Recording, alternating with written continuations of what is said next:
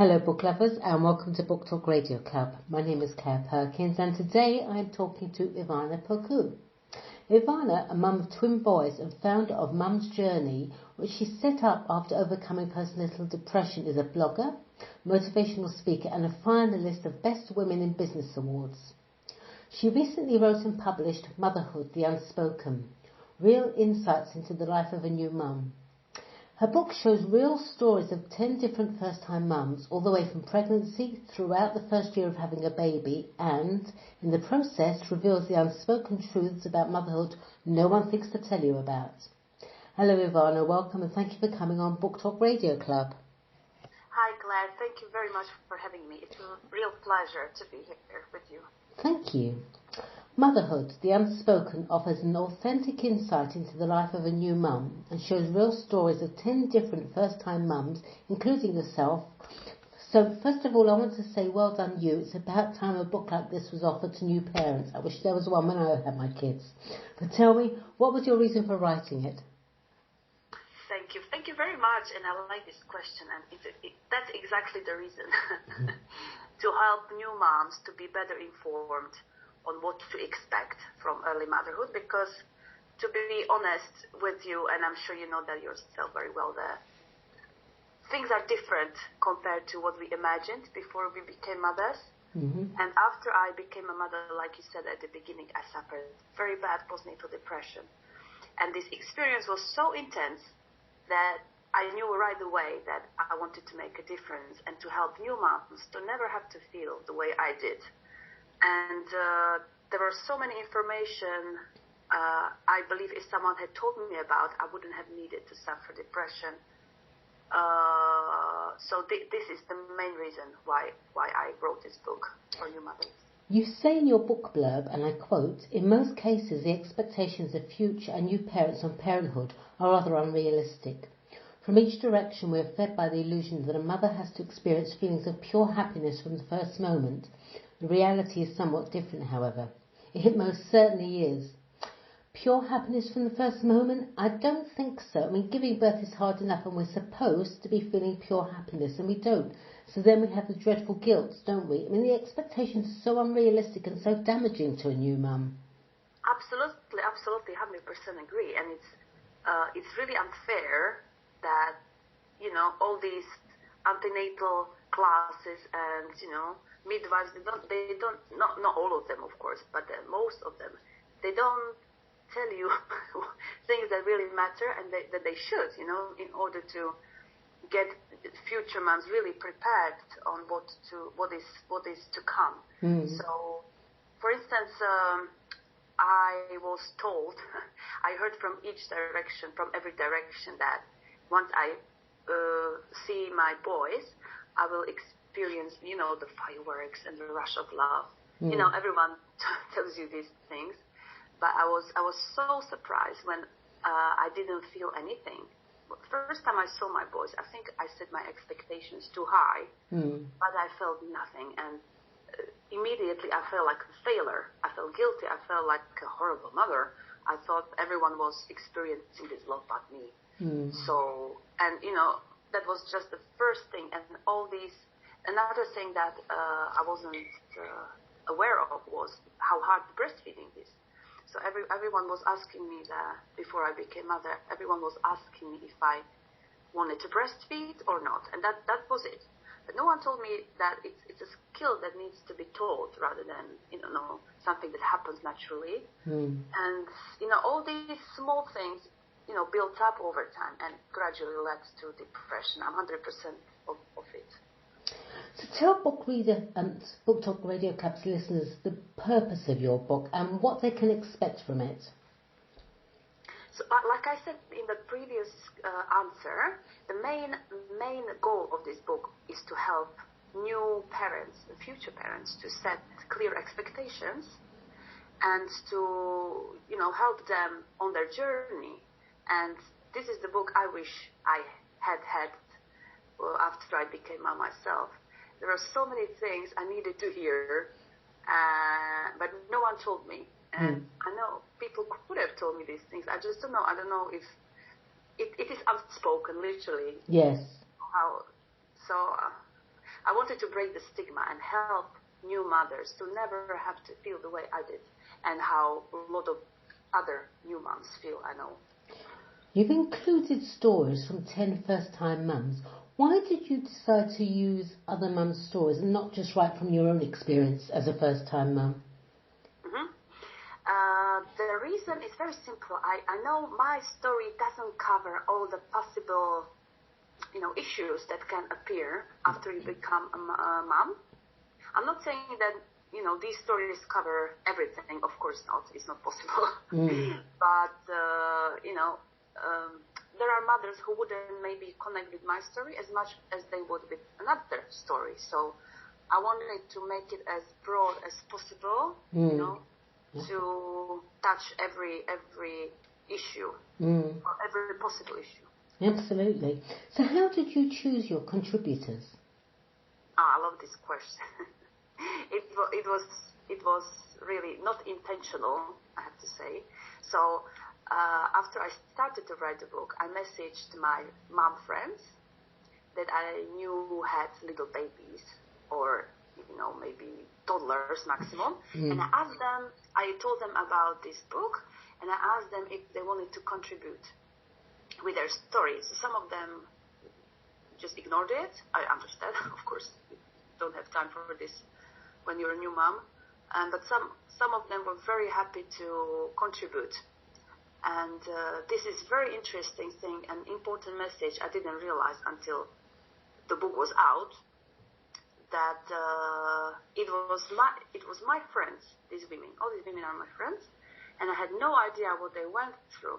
So it was only after we started to do the interviews, and then I processed their answers into the stories.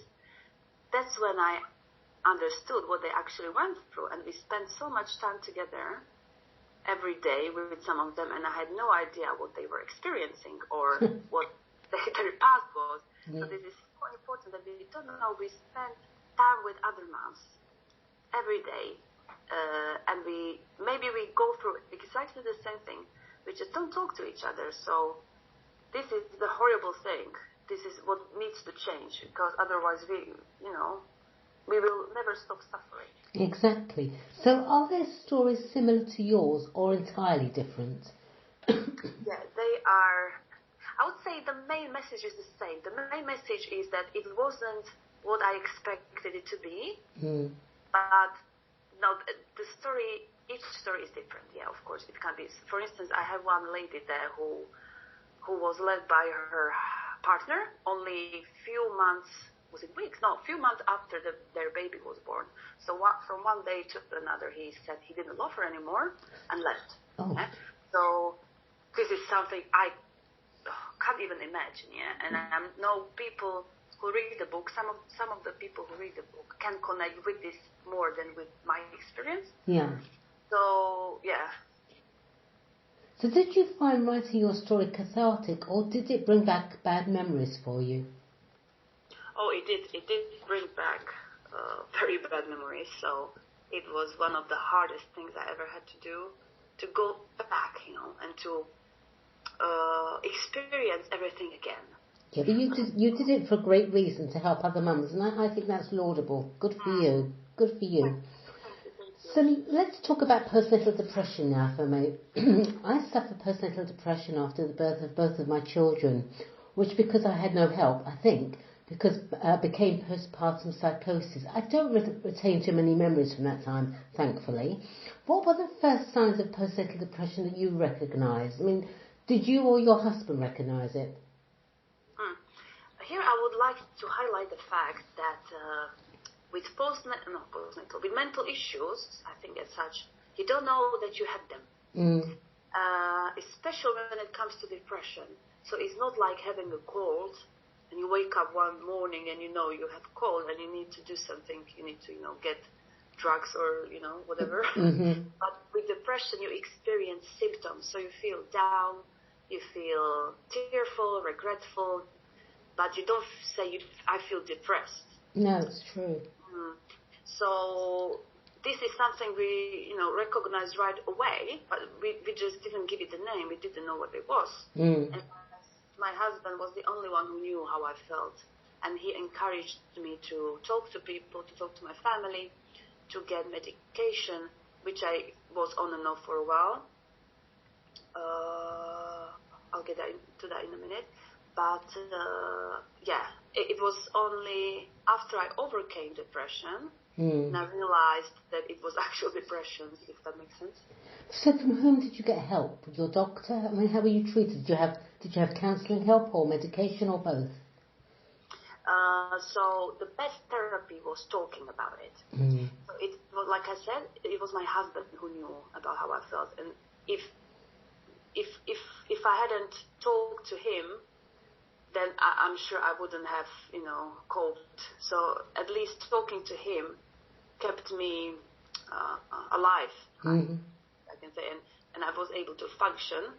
And he also encouraged me to talk to my family and to go to see GP and get antidepressants, which I was on and off. I didn't take them regularly at first because I might sound a bit silly, but I was so ashamed, so guilty about taking antidepressants as a mom. Because, I don't know, I had this idea that I had to do everything on my own without any help, which is very toxic thinking. I think I got it from media and environments, unfortunately. Yeah, but the thing is with depression, it does that to you. You actually don't, you become so ashamed to the point where you don't want to ask anyone for any help whatsoever. I think that's part of depression. That's a very good point. Yes, because you are, exactly. So when did you start feeling better? The biggest difference came after I started to talk about it to more people. So I write about this in the book as well. I talk about it in the book as well. That I was able to hide it for a few months, put a happy face mask on. But I got to the point where when I hit the rock bottom and I couldn't hide it anymore. And one friend of mine found me one day. It was meltdown. Yeah. So the feeling when you just can't pretend anymore. Sure. You don't care. Yeah. So after she found me, it wasn't really necessary for me to tell anything because it was pretty obvious I wasn't well. Yeah. So I started to talk to her, and it was a huge weight lifted off my shoulders. I can imagine. We hear in the news of such terrible stories of new mums that have committed suicide. I think these days, though, the tide is turning towards sympathy rather than condemnation. Would you agree? What do you put it down to? Yes, I definitely 100% agree. And I'm very, very angry when I hear things like, I don't understand why she was depressed or why she killed herself. Yeah, she just had a new baby. How can she be depressed? Yeah. So here, please, I just need to say this. Being depressed or postnatal depression doesn't mean being depressed about having a child. Yeah? It's a disease, so you can't influence it however hard you want, however much you want. It's something that takes over your brain, and you can't do anything to, influence that just with your will or, So, yes, that was more in the past. But I think now people talk about it much more. They're more open, and we push getting the word out there, I think. So now people are much more sympathetic. That's my opinion, because people are more open. We still have a long journey ahead of us, but... Your book is part of the journey. Very simple, isn't it? Yes, definitely. Before you wrote and published Motherhood, the Unspoken, Real Insights into the Life of a New Mum, you blogged about motherhood. Tell me about your blog, Mum's Journey. So this is a very interesting story as well. So after I felt better, I had this idea of writing a book right away. But I knew it would take a lot of time for me to actually write and finish it, getting out there. So it was my mom who suggested for me to start a blog. Oh, right. Start helping right away. And, maybe was the right words. Not in big, right away, but, small steps, and then gradually start writing a book. So that was such a good advice, and that's exactly what I did. So I started to write about my story at first, which is not available on my blog anymore because it's part of the book. And my advice to new moms. So I wrote about real feelings, real emotions that are normal for new moms to experience and why. So I started to support them through this blog. And very important thing I did only recently, I started to write about miscarriage as well, because I have experience with that, unfortunately, and I know so many moms, or no moms, women have the experience as well. So I'm trying to encourage them to be open on this subject as well. So yeah, it's expanding, the range of subjects I write about. I don't want to go into miscarriages now, but it's just saying that I encourage people and women to talk about anything they struggle with. Yeah. So Absolutely. Well, congratulations. You were a finalist in the Best Women in Business Awards in the category Best Blogger for supporting and helping make a difference in other lives. I love that. How did that go? Oh, thank you. It was amazing. And I was so shocked when I got this email saying I'm a finalist, because I still think I'm just at the beginning of my journey. Yeah? So it was a huge honor, and it worked like an engine to keep me going, to show me, what you do is amazing, and you need to keep doing that, because there are moments, everyone knows this, there are moments when you start doubting, what you do, and think about, stupid things that is there a point, if you don't have the outcome you wish to have, maybe. Yes. So it was such a good timing, actually, for me to be part of this. Yeah, I didn't win the award, but it doesn't really matter, to be honest, because my husband was, I think, more upset than me. But it gave you a good boost it gave you encouragement, didn't it? Yes, of course, he's very, very supportive. No. So, but I was so happy to be there, genuinely. It wasn't just empty words that, some people say maybe that it's important to be a part of something rather than win, but I really felt that way. Yeah, and it was an amazing night and experience. Will there be any more books about motherhood? I have a feeling you have more to say on the matter. Maybe I'm wrong. I do have, of course. Glad you're asking this, Claire. Thank you. So my idea is to put together the most empowering quotes from this book that is out now, Motherhood the Unspoken. That will work like a gentle reminder of what we need to remember every day. So it will be like a collection of the thoughts and quotes from this book. I think that's a brilliant idea, a bit like Notes from the Universe. Yes, that's the right word. I think, it's a good name for the book. So that's my next plan, and then of course I would like to cover more angles, that relate to motherhood, maybe toddler age, or whatever.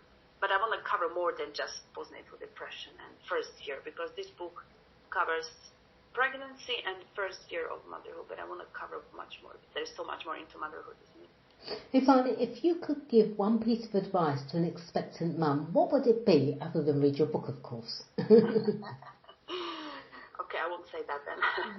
So my number one advice is talk. Yeah? Talk about your feelings, however scary they are. And trust me, whatever you're experiencing, you're not alone in this. And there are friends around you, your friends, that experience or have had experienced exactly the same thing. So don't worry and talk, because it can save your life. Yeah. Don't keep anything inside, and go out, get out there, and don't stay alone with the baby, because it's a massive change in your life. And if you stay at home, you'll go mental, trust me. And number 3 advice is get help. Like we spoke with Claire earlier, it's so important to get help and ask for help. And I know you probably struggle asking for help. We all do sometimes, but remember that people are flattered when asked for help. They're very happy to help. You also are flattered when someone wants your help, so other people feel exactly the same way. Good point. Very good point. Lastly, where can Book Talk Radio Club listeners purchase Motherhood, the Unspoken, real insights into the life of a new mum? So at the moment it's available on Amazon. So you can get it on Amazon, but very soon I plan to get it in the bookstores as well. So yeah, I will let you know once that happens. But at the moment it's only available online in both formats, paperback and Kindle. And last of all, a supplementary question. Let's have the address of your blog, Mum's Journey. Sorry, what was the question? Let's have the link, the link address for your blog, Mum's Journey. What is it? It's mumsjourney.com. Fantastic. All right, well, thank you, Ivana. Please come back on Book Talk Radio Club. I'd love to chat with you and hear more. In the meantime, good luck for the future. And thank you, everyone, for listening to Book Talk Radio Club. Thanks very much, Ivana. Thank you, Claire. Thank you so much. Okay, bye now.